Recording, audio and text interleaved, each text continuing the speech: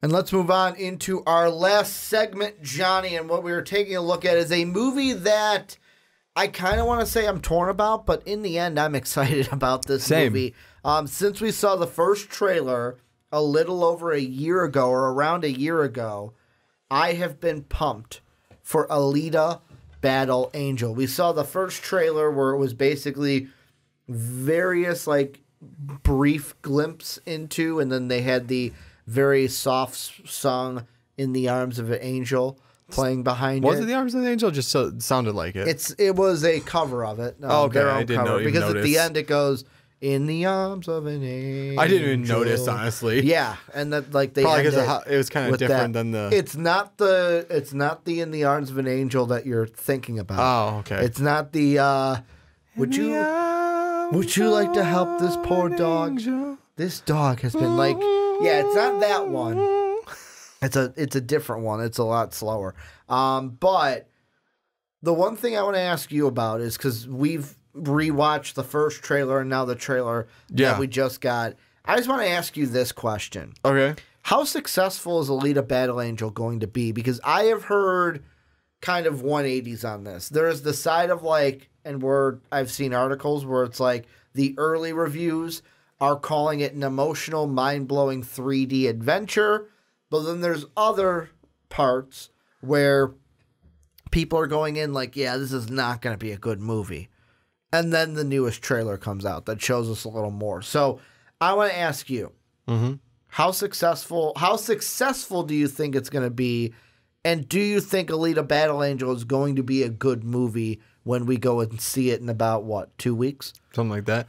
I think it's going to be a good movie. I have to state that, yeah, I wasn't really torn necessarily from one preview to the other. I was pretty excited. But seeing like one trailer to the other, it was a 180 flip of like it was the idealism not even idealism, the feeling of the movie. Because the first one was like it's going to be on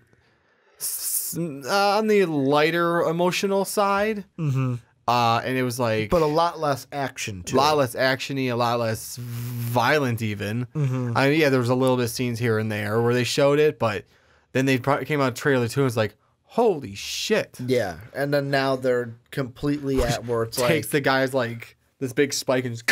I'm like, okay, well, that took a 180 flip. And the thing that here's what I'm just going to jump in and compare it. Yeah, go ahead.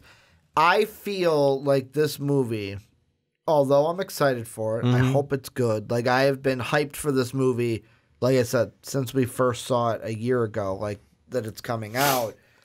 But I have a worry that it's going to be like Valerian.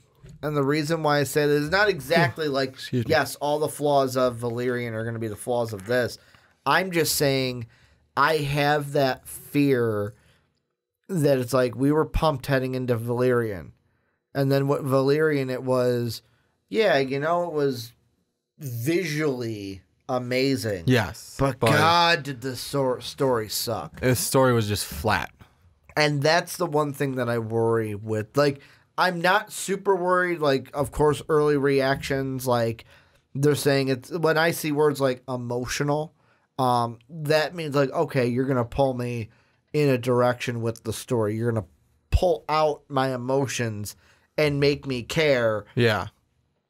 I just think this movie, with what I've seen, is kind of two sides. I've seen the very first trailer, which was very built on the story. And of course, like, there could be a reasoning for that. And this last one that we've seen, of course, it's a year journey, is more built on the action and what you're going to see in that. And I wonder if this is a marketing plan by them. Hey, let's get the story out there early, but then let's move in. I wonder if also it's a marketing plan of, hey, we have to do a trailer like the last one we saw to get people into the theater. Because a trailer like that very first one, that emotional trailer, is not going to get people. It's not going to draw a lot of people into the theater. Like, Marvel could just have a trailer of Tony Stark that said, April 26th, people will go to see it. Yes. People will go to see that. But a movie like Alita Battle Angel, you got to actually pull people into your I mean, movie. no one necessarily knows what it is. Well, so like, you have a- to do the polling, and you have to actually. Like, I know it's a comic. Yes. It's called Battle Angel Alita. But, like, before that, I never knew anything I've never about heard her. of it before Like, this. So, like, the pictures that I'm looking at here is apparently this is on Comixology. They've got 3 volumes of Battle Angel Alita. And obviously I'm going to go and read it because, like, now I want to kind of read it going in. But here's just what Volume 1 said, just so you guys can know. Well, apparently there's also an anime. Is there? Yeah. Huh. I didn't know that. Yeah, I didn't know until just now. I had Scavenging spare parts for a cyborg clinic, whatever the character's name is, Daisuke Ido, discovers the head and torso of a young woman, brain intact and in stasis for centuries. With no memories of her past, the girl is given a new body and a name, Alita. So begins one of the indisputed classics of sci-fi action manga. This dark feature epic of self-discovery, martial arts, destiny, and the karma is absolutely not to be missed. And that's the thing with this that I'm going to love about Alita if they do it right. Because the whole thing with her, and they kind of hit it in the trailer a little bit, there's the romantic interest. He goes, oh, you're from up there. And she goes, oh, then I'm insignificant. Like, I'm useless. Like, I'm garbage, basically. Yeah. And he goes, not necessarily. That's what they want you to think. Like, and the whole thing of it is that the main villain, which is going to be Wesley Snipes. I always screw up. No, it's not Wesley Snipes. It's Cottonmouth from Luke Cage. The guy that played Cottonmouth. Oh, is it? It looks like Wesley Snipes. It's not Wesley Snipes. I'm sorry, it looks all. like Wesley Snipes in the trailers. I think his first He name looks like Blade, that's why. I think his first name is Mustafa. Is it? No, Mustafa Salih. I say that because he looks like Blade. No, he does. No, I'm not saying that you're wrong. He does. I'm just saying, though. That's why I said it was Wesley Snipes. But it's like, I like how I go. I'm like, nope. No. Totally not, Johnny. Yeah, it's the same actor who played Cottonmouth in the Luke Cage series. Well, at least I made myself laugh. And he's nominated for an Oscar this year. I said his name earlier on the podcast. I just said Ali because I didn't want to ruin his first name. But yeah, the first name, so I get it right, is... Come on, where are you on this IMDb? Of course, they don't have Cottonmouth towards the top because he was only in season 1. But basically, yeah, he's the main villain. You even got, I think it was Olivia Munn, who was the chick that was like, hey, come here. And she had like the purple diamond on her forehead. I believe that's Olivia Munn. Okay. Yeah, it might be. But my point being is, obviously they think she's important and doesn't need to be around because how he goes, tonight is going to be a hunt. You need to kill her. You need to kill the one called Alita.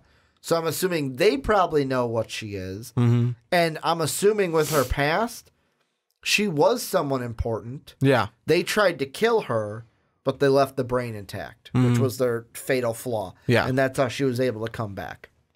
Yeah. I mean, I never read anything else for it, so I wish I had more information. Totally got his name wrong, by the way. Did you? It's not Mustafa's. It's Mahershala. I hope I said that right. Mahershala Ali. So I apologize for that. He's playing Vector. He seems like the main villain. And plus, it was Jennifer Connelly. She was the one, not Olivia Munn. Okay. So I was totally off. But go ahead. No, I am excited. It looks like a really good movie so far, and it's actually making me. I might even check out the anime if I can find it somewhere. My guess is should probably pay for Funimation and see if they have it. Oh, no way. Jennifer Connelly. You know what movie? You know what's the last movie we saw with her in it? Huh. Spider-Man Homecoming. Really? We did not see her. We heard her. Who did we hear but never see? Oh, Karen. She's Karen. She was Karen. On IMDb, it says Karen / Suit Lady. Suit Lady. Because that's that's right. He calls her Suit Lady. Suit Lady. Suit Lady. But I mean, that So I was totally off. She was also in 9. I remember her in 9 as number 7, but I totally mistaken her with Olivia Munn. But that's the thing with this is I want this to be a good movie. I hope so too. I hope it doesn't fall flat like Valerian. And that's the thing. That's the thing I have to compare it to because maybe it's because they're both in the sci-fi category. Sci-fi category with looks like it's going to be big visual effects for parts of it. That too. Plus, they both are based off of manga or graphic novel. Yeah. They both have that, like, here's the literary They're base like for an it. offshoot of, like, you're not the Marvel mainstream, you're not the DC mainstream. You're kind of the offshoot ones that not main, like, you can't bring it up to someone and go, oh, yeah, I knew that one before this movie came out. And, like, the thing I'm looking at in just the pictures of the 3 volumes on Comixology, for the last one, volume 3, they kind of show her in that outfit we see her in the 3rd trailer, where she's got the 99 on her side, where that kind of confused me as well. I'm like, so is this in action, or is there going to be like a cyborg games that's going on, and she's got to win the game? I feel like maybe that's going to be a small scene. I hope it's just a small scene. Right now, it looks like a main plot, plot story. That might just be because it kind of focused on it a little bit with the trailer, but I think it's just going to be a partial scene. Like, in that, of course, scared me a little bit because I'm like, oh, okay, I'm not really buying into this. But, like, the whole thing is, I need it to be emotionally pulling. Of course, like, I'm not bashing on the visuals. It's going to be visually amazing with, like, how her cyborg body kind of looks. Yeah. Especially everything with, like, we saw it a little bit in the trailer where she's like, the martial arts, and then she goes to punch the mirror and just stops inches away from it. Like, that to me, no question, is going to be amazing. All my questions from this is the story. Is it going to be a good enough story? Or is it going to be a basic story? It's going to be Valerian, where it's like, it's like when you get home from work and you're expecting a certain soda, your case, Dr. Pepper. Yep. And you get home and you like, oh, it's right there. It's cold in the fridge, and you open up the bottle and it's flat. Well, I'll give you one better. It's like when you go to, it's same exact analogy, but different. It's like I went to the restaurant the other day, took my mom out for a nice dinner. Went to get her Diet Pepsi, no carbonation. Poured it out. Went to the next one, no carbonation.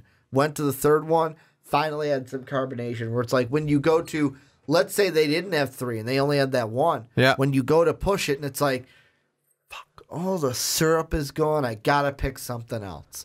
Yeah. That is exactly what you described. Yep. But something else. Johnny's like, at home I would just bust out another can. Yeah. Well, I'm saying, I didn't say can, I said bottle, because can, it's going to be carbonated. But like, I mean, I'll bust out another but bottle. it's like the visual there, like you're talking about the 2-liter bottle. The 2-liter bottle. After you crack it, it's already losing. Even you can tighten that thing up as much as you want. Keep losing. It's going to keep losing. Yeah, no, it's like you get home, you're excited for it, and then you get home, and it's like, oh my God, it's right there, and it's in the fridge cold, and you open it up, and you go to drink some, and it's flat. Yeah, and I think the other That's thing, what Valerian kind of was. The other thing, too, that makes me a little worried is whenever they put in, like, so you've got James Cameron, who's a producer of this. Yeah. And whenever they attach a big name like that to it, because I believe Valerian had a big name also. And I know the director was a big name, but let's see, and 1,000 Planets... Who produced that? Yeah, it was the director, and I think it was also the producer, Luke Benson.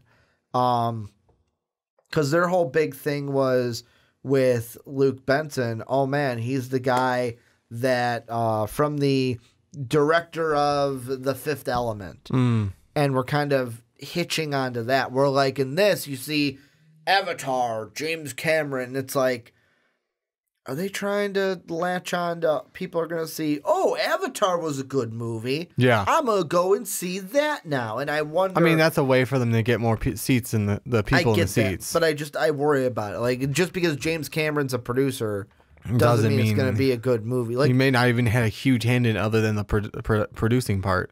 The only producer credit that I look at and go, that is going to be a good movie, is Kevin Feige. Yep. Because I've never had to worry about a movie he's produced. Well, being because crap. he from what I hear, he takes an active role. Yeah, and I don't think he's the type of guy that's like, yeah, sure, I'll be a producer. Like, if he's producing it, he wants it to be good. Yeah. He's putting his name on it. Exactly. Like, I'm putting my name on this. It better be good. And I'm not saying James Cameron's not. James Cameron might be in the process with this as well. But, like, and I'm hoping he is. I'm just, with me, it's all the thing. And I know some people are going to say, well, Ricky, you're being kind of down on this. Do you really want it to be successful? I do. I do want this to be successful. And that's why I have so much worry. Because when I hype about something and get to a certain point, I don't want to be let down. I've been let down so much in my life that I just don't want to be let down. And actually, you are right. So not only is James Cameron a producer, he did have an active role in writing it. Good. So because takes a little bit of that worry Yeah, away. because I mean, when a producer with a big name like that, just like you said, Kevin Feige, they take a active role in like parts of the movie, either writing or even like sort of like not hints at directing, but like, hey, yeah, I saw this scene you guys didn't. Maybe we can do this with it instead. Yeah. Because I know Feige is actually like very active in. From what I've seen, he looks like he's very active in the Marvel movies. So And I'm looking at the director that they have, Richard Rodriguez. He was basically some of the ones that he had directed, obviously, Sin City that they mentioned, but he did the Spy Kid movies, the Sin City movies, Machete Kills. So he did the Machete movies, and he's actually got one in. It's not pre or post. It was announced they're going to do Machete Kills in space. So a Machete movie where Machete in space. He is in space, so that should be a good one. I'm looking at Desperados. He directed From Dusk Until Dawn, but yeah, basically from 2001. Spy Kids, Sin City, Machete. He also did The Adventures of Shark Boy and Lava Girl, which is in that Spy Kids category. Yeah. Any final thoughts with this before we wrap up shop? Nope, I just hope it's good. And actually, it's making me kind of want to check out and see if I can find the anime. Yeah, I am definitely for sure. I mean, we've got for MVP the Comixology. Yeah. So I am definitely going to make sure to see if it's a free, like, yes, I can get it with our Comixology Unlimited. I'm totally going to be reading the first 3 volumes of Battle Angel Alita, but had a little kind of frog in my throat right there where it caught up on me, and I'm like, whoa, I need to clear my throat. But this is where you guys come in. Let us know what you think down below in that comment section. Make sure to let us know about what you think. First off, if you're on YouTube, of course, this is the only thing you're going to see right now unless you're watching the full one later this week. But let us know what you think about Alita Battle Angel. Are you excited for it? Are you not excited for it? Will it be good? Will it won't be good? What are you thinking? And then on top of anything else we talked about, Thor, Black Panther being nominated for an Oscar. Let us know what you're thinking in the comment section. Make sure, and Johnny, of course, I forgot to do it again. What did I forgot to pitch between segments? Patreon, the Twitter, forgot to pitch them all, so I'll pitch them now. Patreon.com/most valuable podcast. That's where you can go ahead and support us. That is our main sort of support system. We love all our patrons, and if you join us at the $10 tier, you could join a Rick and Johnny podcast each month. You are at that tier. You can also make sure to follow us on Twitter. Johnny's at War Machine 9085. I'm at Ricky Widmer, and of course, Most Valuable Podcast at Most Valuable Pod. And then, of course, go and rate and review the podcast on iTunes and Apple Podcasts. I want to thank you guys for watching on YouTube. Thank you guys for listening on podcast services around the world. And as always, have a good day, everybody.